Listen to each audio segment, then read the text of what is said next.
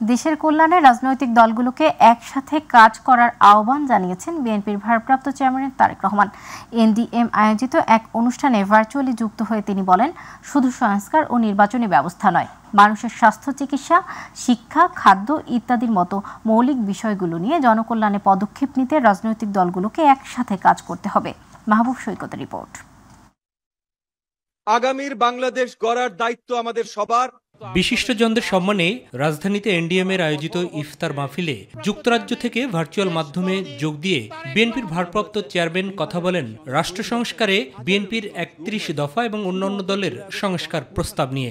মূল বিষয়টি এক জায়গায়, এবং সেটি হচ্ছে গণতন্ত্র বা ডেমোক্রেসি। যারা আন্দোলন করেছি সেই দলগুলো কম বেশি অনেকগুলো দল একসাথে বসে আমরা ৩১ দফা উপস্থাপন করেছি জাতির সামনে। সেই ৩১ দফা আমরা আজ থেকে প্রায় ২.৫ বছর আগে, মোটামুটি কম বেশি ২.৫ বছর আগে উপস্থাপন করেছি, যখন অনেকেই বলেননি সংস্কারের কথা। আমরা যেই স্বৈরাচারের বিরুদ্ধে আমাদের দলগুলোর শত শত হাজারো নেতাকর্মী গুম খুনের শিকার হয়েছে, অত্যাচারিত, নির্যাতন হয়েছে, সেই স্বৈরাচারের বিরুদ্ধে রক্তচক্ষুকে উপেক্ষা করে আমরা সংস্কারের প্রস্তাব জাতির সামনে উপস্থাপন করেছি। রাজনীতি যেহেতু দেশ এবং মানুষের জন্য, তাই তাদের স্বার্থ সংশ্লিষ্ট বিষয় নিয়ে রাজনৈতিক দলগুলোর পরিকল্পনা সামনে আনার উপরও জোর দেন তিনি। আমরা কেন রাজনৈতিক দলগুলো ডিবেট করছি না যে জনগণের রায় আমার পক্ষে আসলে আমি কিভাবে এই ব্যবস্থাটাকে হ্যান্ডেল করব, কিভাবে এই ব্যবস্থাটাকে ডিল করব, আমি কিভাবে নিত্য প্রয়োজনীয় যে দ্রব্য তার মূল্য আমি মানুষের সহনশীলতা ক্রয় সীমার ভেতরে রাখব। এখন এটিকে যদি রাখতে হয় তাহলে আমাদেরকে বাজার ব্যবস্থাকে কিভাবে আমরা সাজাবো, এটিকে যদি তাই করতে হয় তাহলে কিভাবে উৎপাদন বাড়াবো আমরা, কেন আমরা এই বিষয়টা নিয়ে আলাপ করছি না? আমি মনে করি বাংলাদেশ জাতীয়তাবাদী দল তার পূর্ব অভিজ্ঞতা থেকে মনে করে যে এই বিষয়গুলো আমাদের অবশ্যই অ্যাড্রেস করা উচিত জাতির সামনে। ফ্যাসিবাদ বিরোধী দেশপ্রেমিক রাজনৈতিক দলগুলোকে একসাথে বসে দেশকে এগিয়ে নিতে কাজ করারও আহ্বান জানান তারেক রহমান। দেশ ও জাতির প্রয়োজনে যেগুলি গুরুত্বপূর্ণ বিষয়, সেই বিষয়গুলো আমরা একসাথে বসে আলোচনা করে যাতে আমরা জনগণের সেই সমস্যাগুলো ধীরে ধীরে কমিয়ে আনতে সক্ষম হই। আল্লাহ যাতে আমাদেরকে সেই তৌফিক দেন। মাহবুব সৈকত, মাই টিভি, ঢাকা। জামায়াতে ইসলামীর আমির ডাক্তার শফিকুর রহমান বলেছেন, দেশ থেকে দুর্নীতি ও দুঃশাসন দূর করাই জামায়াতের মূল এজেন্ডা। এই দুইটি জনবিরোধী বিষয় চিরতরে দূর করতে জামায়াত লড়াই চালিয়ে যাবে। রাজধানীর মিরপুরে ঢাকা মহানগর উত্তর জামায়াত আয়োজিত এক সুধী সমাবেশ ও ইফতার মাহফিলে যোগ দিয়ে তিনি এসব কথা বলেন। এ সময় জামায়াতে আমির কল্যাণমূলক মানবিক রাষ্ট্র প্রতিষ্ঠায় ইসলামের মূল্যবোধ সর্বস্তরে ছড়িয়ে দিতে নেতাকর্মীদের প্রতি আহ্বান জানান। আমরা ৯১ ভাগ মুসলমানের দেশ। অ্যাবসলিউটলি এই জমিন শতাব্দীর পর শতাব্দী ধরে আল্লাহর কোরআন দিয়ে শাসন হয়নি। এই হয়নি বলেই আমাদের সমাজে খুন, দর্শন, লুণ্ঠন, মাস্তানি, সন্ত্রাস, জনজীবনে বিপর্যয়, অশান্তি গড়ে এবং বাইরে সর্বত্র আল্লাহর বিধান থেকে সরে যাওয়ার এটা হচ্ছে কুফল। সংস্কার করে নির্ধারিত সময়ের মধ্যেই নির্বাচন সম্ভব বলে মন্তব্য করেছেন জাতীয় নাগরিক পার্টি এনসিপি আহ্বায়ক নাহিদ ইসলাম। তার দল এনসিপি একই সাথে আইনসভা ও গণপরিষদ নির্বাচন চায় বলেও জানান। রাজধানীর একটি হোটেলে ফ্যাসিবাদ বিরোধী রাজনীতিবিদ, পেশাজীবী, অ্যাক্টিভিস্ট, আলেম ও বিশিষ্ট নাগরিকদের সম্মানে এনসিপির ইফতার অনুষ্ঠানে তিনি এ মন্তব্য করেন। নাহিদ ইসলাম বলেন, নির্বাচনের আগে আইন শৃঙ্খলা পরিস্থিতির উন্নতি জরুরি। বাংলাদেশ বিরোধী শক্তিরা এখনও ষড়যন্ত্র করে যাচ্ছে। বিচারের মাধ্যমে আওয়ামী লীগের ফয়সালা করা দরকার বলে মনে করেন এনসিপি আহ্বায়ক। আমরা যাতে ভুলে না যাই, দেশের বিপদ এখনো কাটে নাই। বাংলাদেশ বিরোধী শক্তিরা এখনো ষড়যন্ত্র করে যাচ্ছে।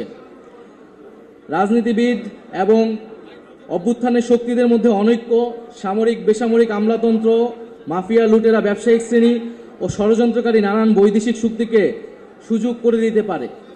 তাই আমরা যাতে এই বিষয়ে সবসময় সচেতন থাকি, আমরা আমাদের নিজেদের মধ্যে নিজেদের লক্ষ্য আদর্শ নিয়ে জনগণের কাছে যাব। আমাদের মধ্যে নীতিগত বিরোধ হবে, কিন্তু জুলাই গণ অভ্যুত্থানে আমাদের যে ঐক্যের জায়গা তৈরি করেছে ফ্যাসিবাদের বিরুদ্ধে এবং গণতন্ত্রের পক্ষে, আমরা সেই ঐক্যের জায়গা থেকে কখনোই সরে যাব না। বিগত নির্বাচনে 1 কোটিরও বেশি প্রবাসী ভোটার ভোট দিতে পারেনি। আগামী নির্বাচনে তাদের ভোটাধিকার নিশ্চিত করতে কাজ করছে কমিশন বলে জানিয়েছেন ইসি আবুল ফজল মোহাম্মদ সানাউল্লাহ। তিনি বলেন, ত্রয়োদশ জাতীয় সংসদ নির্বাচনে প্রবাসী ভোটাররা যেন ভোট দিতে পারে সেই লক্ষ্যে বিভিন্ন পরিকল্পনা নিয়ে কাজ করছে ইসি। সানাউল্লাহ বলেন, এপ্রিলের মাঝামাঝি সময়ে রাজনৈতিক দল এবং নীতি নির্ধারকদের মত নিয়ে চূড়ান্ত সিদ্ধান্ত নেওয়া হবে। আবু সাইদ অপুর রিপোর্ট। দ্বাদশ জাতীয় সংসদ নির্বাচনে প্রবাসে অবস্থানরত 34টি দেশের 44টি মিশনে প্রায় 1 কোটিরও বেশি ভোটার ভোট দিতে পারেননি। তবে সেই অসঙ্গতি আর থাকছে না। ত্রয়োদশ জাতীয় সংসদ নির্বাচনে এবার 1 কোটিরও বেশি প্রবাসী ভোটার যেন ভোট দিতে পারে সেই লক্ষ্যে একগুচ্ছ পরিকল্পনা নিয়ে এগোচ্ছে কমিশন। প্রবাসীদের ভোটাধিকার নিশ্চিতে পোস্টাল ব্যালট, অনলাইন সিস্টেম এবং প্রক্সি ভোটিং এর প্রস্তাবনা তুলে ধরে বাংলাদেশ ডাক বিভাগ সহ কয়েকটি প্রতিষ্ঠান। তবে প্রক্সি ভোটিং সিস্টেম নিয়ে কাজ করছে কমিশন বলে জানান ইসি সানাউল্লাহ। সময়ের মধ্যে সম্পাদনযোগ্য পোস্টাল ব্যালট পদ্ধতি এবং অনলাইন পদ্ধতিটি তারা ট্রায়ালের জন্য সাজেস্ট করেছে এবং এটাকে ডেভেলপ করে যাতে করে টেস্ট করে দেখা যায় যে কোনটি বেশি গ্রহণযোগ্য এবং কিভাবে এটা বাস্তবায়ন করা যায়। পাশাপাশি তারা যেটা সাজেস্ট করেছে যে আগামী নির্বাচনের জন্য যদি সত্যিকার অর্থে আমাদের প্রত্যাশা পূরণ করতে হয় এবং মাননীয় প্রধান উপদেষ্টাও যেটা বলেছেন সেইভাবে যদি আমরা প্রবাসীদের প্রত্যাশাটাও যদি আমরা পূরণ করতে চাই তাহলে আমাদেরকে প্রক্সি ভোটিংয়ে যেতে হবে। মঙ্গলবার নির্বাচন কমিশন সচিবালয়ে আনুষ্ঠানিক সংবাদ সম্মেলনে ইসি সানাউল্লাহ বলেন, বিগত সময়ে বিদেশে অবস্থানরত প্রায় 1 কোটিরও বেশি ভোটার তাদের ভোট দিতে পারেননি। আগামী নির্বাচনে তা নিশ্চিতে কাজ করছে নির্বাচন কমিশন। পোস্টাল ব্যালট সিস্টেমটা আছে প্রবাসী বাংলাদেশি ভোটারদের জন্য, এটি একটি অচল সিস্টেম, যে কারণে আমরা গত দ্বাদশ জাতীয় সংসদ নির্বাচনেও দেখেছি একটি ভোটও এখানে কাস্ট হয় নাই বিদেশ থেকে। বাংলাদেশের ভিতর থেকে মাত্র 433টা পোস্টাল ব্যালট কাস্ট হয়েছে। এ সময় ইসির এই মুখপাত্র বলেন, প্রক্সি ভোটিং সিস্টেমে বিশ্বস্ত প্রতিনিধির মাধ্যমে ভোট দেওয়ার প্রস্তাবনা এসেছে। এ বিষয়ে এপ্রিলের প্রথম সপ্তাহে ওয়ার্কশপ শেষে রাজনৈতিক দলসহ নীতি নির্ধারকদের সাথে বসে তা চূড়ান্ত করা হবে। আশা করছি যে 7-8 এপ্রিলের এক সপ্তাহের মধ্যে সেটা ডেভেলপ হয়ে যাবে। তারপরে আমরা বিভিন্ন স্টেক হোল্ডারের সাথে এটা নিয়ে আলোচনায় বসতে চাই। আবু সাইদ অপু, মাই টিভি, ঢাকা। ক্ষমতাচ্যুত সাবেক প্রধানমন্ত্রী শেখ হাসিনা, বোন শেখ রেহানা, ছেলে সজীব ওয়াজেদ জয়, মেয়ে সাইমা ওয়াজেদ পুতুল সহ তাদের স্বাস্থ্য সংশ্লিষ্ট 124টি ব্যাংক হিসেবে 635 কোটি টাকা অবরুদ্ধ করার আদেশ দিয়েছেন আদালত। দুর্নীতি দমন কমিশনে এক ব্রিফিংয়ে প্রতিষ্ঠানটির মহাপরিচালক আক্তার হোসেন জানান, দুদকের আবেদনের পরিপ্রেক্ষিতে ঢাকা মহানগরের জ্যেষ্ঠ বিশেষ জজ মোহাম্মদ জাকির হোসেন এই আদেশ দেন। তিনি জানান, শেখ হাসিনা, শেখ রেহানার পরিবারের নামে সম্পদ জব্দের আবেদনও আদালতে গৃহীত হয়েছে। এস.এম. আরিফের রিপোর্ট। ক্ষমতাচ্যুত শেখ হাসিনা, বোন শেখ রেহানা, ছেলে সজীব ওয়াজেদ জয়, মেয়ে সাইমা ওয়াজেদ পুতুল সহ তাদের স্বার্থ সংশ্লিষ্ট 124টি ব্যাংক হিসাব অবরুদ্ধ করার আদেশ দিয়েছেন আদালত। দুর্নীতি দমন কমিশনের আবেদনের পরিপ্রেক্ষিতে ঢাকা মহানগরের জ্যেষ্ঠ বিশেষ জজ মোহাম্মদ জাকির হোসেন এই আদেশ দেন বলে জানান দুদক মহাপরিচালক আক্তার হোসেন। আমরা কিছুক্ষণ আগে জেনেছি এই 124টি অ্যাকাউন্টে যে অর্থে রয়েছে সেটা বিজ্ঞ আদালত থেকে সে বিষয়ে অবরুদ্ধকরণের আদেশ প্রদান করা হয়েছে। 24টি অ্যাকাউন্টে প্রায় 635 কোটি প্লাস মাইনাস। শেখ হাসিনা ও শেখ রেহানার পরিবারের নামে সম্পদ জব্দের আবেদনও আদালতে গৃহীত হয়েছে বলে জানান এই দুদক কর্মকর্তা। তাদের বিরুদ্ধে আরও একটি সম্পদ জব্দের ব্যাপারও একটি আবেদন ছিল এবং সেই আবেদনও বিজ্ঞ আদালত কর্তৃক গৃহীত হয়েছে। কবে কখন যাবেন এই বিষয়টা আমাদের যে সংশ্লিষ্ট অনুসন্ধান দল তারা ঠিক করবেন। আমি আপনাকে এই বিষয়ে সুনির্দিষ্টভাবে বলতে পারবো না তাদের সাথে আলোচনা না করে। এদিকে মালয়েশিয়ায় জনশক্তি রপ্তানির নামে 1128 কোটি টাকা আত্মসাতের অভিযোগে 12টি রিক্রুটিং এজেন্সির বিরুদ্ধে মামলা করেছে দুদক। 12টি রিক্রুটিং এজেন্সির বিরুদ্ধে দণ্ডবিধির সংশ্লিষ্ট ধারা, মানি লন্ডারিং প্রতিরোধ আইন সংশ্লিষ্ট ধারা এবং দুর্নীতি প্রতিরোধ আইন 1947 সংশ্লিষ্ট ধারায় 12টি মামলা রুজুর সিদ্ধান্ত গৃহীত হয়েছে। এস.এম. আরিফ, মাই টিভি, ঢাকা। বিদেশে পাচার হওয়া কয়েকশো কোটি ডলার এবছরের মধ্যে দেশে ফিরিয়ে আনা সম্ভব বলে জানিয়েছেন অর্থ উপদেষ্টা ডক্টর সালাউদ্দিন আহমেদ। সকালে সচিবালয়ে ক্রয় সংক্রান্ত উপদেষ্টা কমিটির বৈঠক শেষে তিনি বলেন, পাচারের অর্থ ফেরত আনতে কিছু আইনি প্রক্রিয়া মানতে হবে। সচিবালয় নিজ মন্ত্রণালয়ে যোগ দিয়ে অর্থ মন্ত্রণালয়ের দায়িত্বপ্রাপ্ত প্রধান উপদেষ্টার বিশেষ সহকারী আনিসুজ্জামান চৌধুরী জানান, স্বল্পোন্নত দেশের তালিকা থেকে উন্নয়নশীল দেশে উন্নীত হওয়ার বিষয়টি পুনর্বিবেচনা করছে সরকার। আরও জানাচ্ছেন রাকিব হাসান। অর্থ উপদেষ্টা ডক্টর সালেউদ্দিন আহমেদের সভাপতিত্বে সচিবালয়ে অনুষ্ঠিত হয় ক্রয় সংক্রান্ত উপদেষ্টা কমিটির বৈঠক শেষে সাংবাদিকদের প্রশ্নের জবাবে অর্থ উপদেষ্টা জানান, এবছরের মধ্যেই বিদেশে পাচার হওয়া কয়েকশো কোটি ডলার দেশে ফিরিয়ে আনা সম্ভব। অনেক সময় দেখা যায় যে একদম হয়তো বড়দের 12 জন 11 জন দিয়েছে, তাদেরকে যদি না আনি আরও 200 কোটি টাকার বেশি অনেককে আইডেন্টিফাই করা হয়েছে, সব মিলে হয়তো আমরা আনতে পারবো। অর্থ ফেরত আনতে প্রায় 200টি আইনি প্রতিষ্ঠানের সাথে আলোচনা হয়েছে জানিয়ে আগামী মাসের মধ্যেই কিছু দৃশ্যমান অগ্রগতি হবে বলেও জানান তিনি। আমরা চেষ্টা করছি যে যত তাড়াতাড়ি অ্যাটলিস্ট প্রসেসটা শুরু করি, কিছুটা ইন্ডিকেশন কিছুটা আসুক, এই জন্য আইনের কিছুটা সংগ্রহ। আইন মানে কি কিছু যে এগ্রিমেন্ট করা বিদেশের সাথে এগুলো করবো, এবং এটা আপনারা নেক্সট মান্থে আরেকটু বেটার জানতে পারবেন, কারণ এই প্রোগ্রেসগুলো আমরা কিছুর মধ্যে করি। এদিকে অর্থ মন্ত্রণালয়ের দায়িত্ব পাওয়া প্রধান উপদেষ্টার বিশেষ সহকারী মন্ত্রণালয়ে যোগ দিয়ে সংবাদ সম্মেলনে দেশের অর্থনীতির সার্বিক পরিস্থিতি তুলে ধরেন। এই অর্থনীতির অবস্থা খুবই ভঙ্গুর, এটা বুঝতে আমি বুঝে নেব। কালকে প্রধান উপদেষ্টা বলেছেন গাজার সাথে তুলনা করেছেন, এখান থেকে বুঝে নেবেন আপনারা। আকলপানকে ইশারায় কাঁপে। এলডিসি গ্র্যাজুয়েশনের বিষয়টি পুনর্বিবেচনার জন্য কমিটি করা হয়েছে জানিয়ে তিনি বলেন, এটি নিয়ে কাজ শুরু করেছে সরকার। আমরা ভুয়া তথ্যের বেসিসে যে আমরা এলডিসি গ্র্যাজুয়েশনের জন্য এটা ডেভেলপমেন্ট ন্যারেটিভের একটা সাপোর্টিভ একটা হিসাবে আমরা যে বার করতে চেয়েছি, সেই ব্যাপারে আমাদের একটু কাজ করতে হবে। আমি মনে করি আমরা পুনর্বিবেচনা করার জন্য কমিটি হয়েছে, আমরা সহসা এটার সিদ্ধান্তে আসবো, তবে আমি এখনই বলতে পারবো না যে আমরা পিছিয়ে দেব। রাকিব হাসান, মাইটিভি, ঢাকা। ধর্ষণ ও নিপীড়নের বিরুদ্ধে বাংলাদেশ নামের একটি প্ল্যাটফর্মের গণপদযাত্রায় বাধা দিয়েছে পুলিশ। বেলা 3:30টার দিকে রাজধানীর ইন্টারকন্টিনেন্টাল হোটেলের সামনে পুলিশের সঙ্গে পদযাত্রাকারীদের হাতাহাতি হয়। মিছিলকারীরা প্রধান উপদেষ্টার বাসভবনের দিকে যেতে চাইলে পুলিশ তাতে বাধা দেয়, তখনই হাতাহাতি হয়। 9 দফা দাবিতে ধর্ষণ ও নিপীড়নের বিরুদ্ধে বাংলাদেশ আজ প্রধান উপদেষ্টার বাসভবনের দিকে গণপদযাত্রা করে এবং স্মারকলিপি দিতে যায়। হোটেলে ইন্টারকন্টিনেন্টালের পাশে পুলিশের ব্যারিকেডের সামনে গেলে পুলিশ মিছিলকারীদের বাধা দেয়। এ সময় মিছিলকারীরা পুলিশের উপর চড়াও হন। পুলিশের লাঠিপেটার মুখে মিছিলকারীরা এলাকা ছেড়ে চলে যায়। তবে মিছিলকারীদের মধ্যে 5 জনকে স্মারকলিপি দেওয়ার জন্য যেতে দেয়া হয়।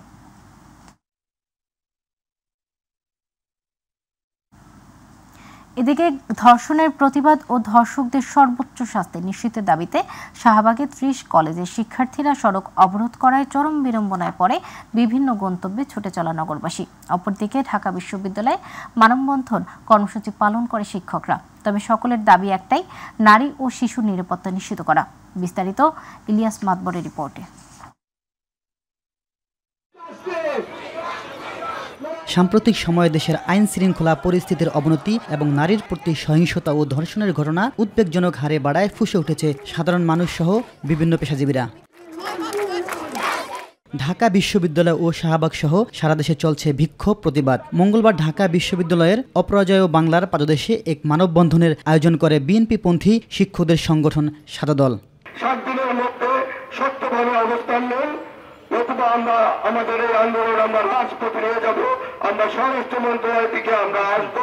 এদিকে ধর্ষণের প্রতিবাদ ও ধর্ষকদের সর্বোচ্চ শাস্তি নিশ্চিতের দাবিতে শাহবাগ মোড়ে অবরোধ করে রাজধানীর 30টি কলেজের শিক্ষার্থীরা। এ সময় আন্দোলনকারী শিক্ষার্থীরা বলেন, আগামী 72 ঘন্টার মধ্যে ধর্ষকদের সর্বোচ্চ শাস্তি নিশ্চিত করতে হবে, অন্যথায় কঠোর কর্মসূচির হুঁশিয়ারি দেন শিক্ষার্থীরা। শিক্ষার্থীদের বিক্ষোভ ও সড়ক অবরোধকে কেন্দ্র করে অচল হয়ে পড়ে রাজধানীর শাহবাগ ও আশপাশ এলাকা। ধর্ষকদের চূড়ান্ত বিচার করতে হবে, ধর্ষকদের চূড়ান্ত বিচার, প্রকাশ্যে বিচার হওয়ার আগ পর্যন্ত আমরা রাজপথ ত্যাগ করব না। আমরা আজ এখান থেকে একটি বার্তাই দিতে চাই, ধর্ষকের শাস্তি শুধুমাত্র একটাই, তা হচ্ছে জনসম্মুখে ফাঁসি। শাস্তি সুনিশ্চিত করেন এবং যে ধর্ষিতা তাকে সম্পূর্ণ অধিকার দিয়ে সমাজে বেঁচে থাকার অধিকারটা দেন। ওদেরকে বোঝাতে সক্ষম হয়েছি যে এখানে জনদুর্ভোগ সৃষ্টি করা উচিত হবে না। আপনারা একটু দয়া করে যেখানে ছিলেন সেখানে যান, ওরা আমাদের কথা শুনেছে এবং ওখানে গেছে। এদিকে একই দাবিতে জাতীয় প্রেস ক্লাবের সামনে মানববন্ধন করেছে ডিরেক্টর গিল্ড বাংলাদেশ। এমন একটা সোচ্চার করে তুলুন পুরো বাংলাদেশকে, যাতে এই ধর্ষকদের, এই প্রতারকদের সর্বোচ্চ যে শাস্তি সেটা নিশ্চিত করতে এই সরকার বাধ্য হয়। মানববন্ধনে পরিচালক, শিল্পী ও কলাকৌশলীরা অংশ নেন। ইলিয়াস মাতবর, মাই টিভি, ঢাকা। রাজধানীর লালমাটিয়ায় নারী সহিংসতায় জড়িত রিঙ্কু এবং বনানী সড়ক দুর্ঘটনায় 2 পোশাক শ্রমিক নিহতের ঘটনায় ট্রাক চালক টিটনকে গ্রেপ্তার করেছে পুলিশ। গ্রেপ্তারকৃতদের নামে মামলা প্রক্রিয়াধীন রয়েছে বলে জানিয়েছেন উপ police commissioner Mohammad Talibur Rahman. DMP media সেন্টারে আয়োজিত ব্রিফিং তিনি জানান, এরই মধ্যে প্রাথমিক তদন্তের বিষয়গুলোর প্রমাণ পাওয়া গেছে। গ্রেপ্তারকৃতদের জিজ্ঞাসাবাদ চলছে বলেও জানান পুলিশের এই উপ কমিশনার। বনানীতে আপনারা জানেন একটা সড়ক দুর্ঘটনা সংঘটিত হয়। ঘটনাস্থলেই একজন পোশাককর্মী নিহত হন এবং আরেকজন পোশাককর্মী গুরুতর আহত হন। এই ঘটনার প্রেক্ষিতে গার্মেন্টস কর্মীরা রাস্তা অবরোধ করে রাখেন এবং সারাদিন এর যে পুরো ঢাকা মহানগর এলাকায় থাকে। তার প্রেক্ষিতে আমরা যে দায়ী এই ড্রাইভার তাকে ধরার জন্য আমাদের নজরদারি অব্যাহত রাখি এবং এর সূত্র ধরে গত রাত 11ই মার্চ মধ্যরাতে তাকে ঢাকার কেরানীগঞ্জ থেকে গ্রেফতার করা হয়।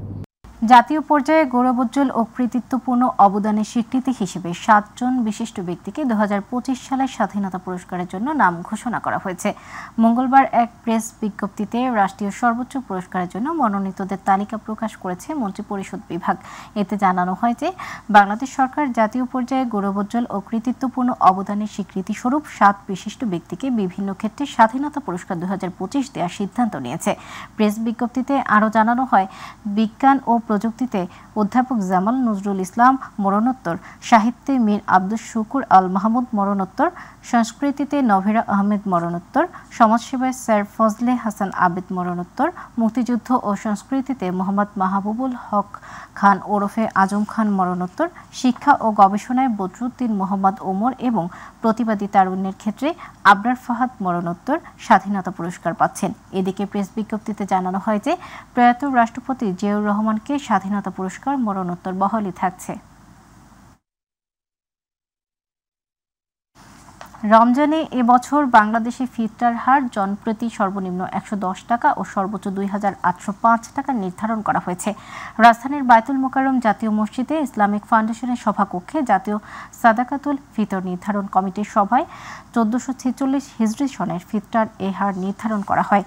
সাদাকাতুল ফিতর নির্ধারণ কমিটির সভাপতি ও বায়তুল মোকাররম জাতীয় মসজিদের খতিব মুফতি মাওলানা আব্দুল মালিকের সভাপতিত্বে সভায় ফিতরা নির্ধারণ কমিটির সদস্য ও বিশিষ্ট আলেমরা উপস্থিত ছিলেন।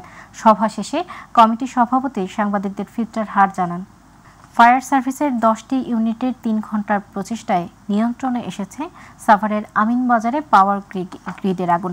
ফায়ার সার্ভিসের ঢাকা বিভাগ উপপরিচালক জানান, পাওয়ার গ্রিডের একটি ট্রান্সফরমারে আগুন লাগে। আগুনের কারণ ও ক্ষয়ক্ষতির কারণ জানাতে তদন্ত কমিটি গঠন করা হবে বলে জানান তিনি। প্রতিনিধি খায়রুল ইসলামের তথ্যচিত্রে ইলিয়াস কমলের রিপোর্ট। সকাল 7টার দিকে পাওয়ার প্ল্যান্টের একটি ট্রান্সফরমারে আগুন ধরে যায়। খবর পেয়ে ফায়ার সার্ভিসের প্রথম ইউনিট পৌঁছে 7টা 20 মিনিটে।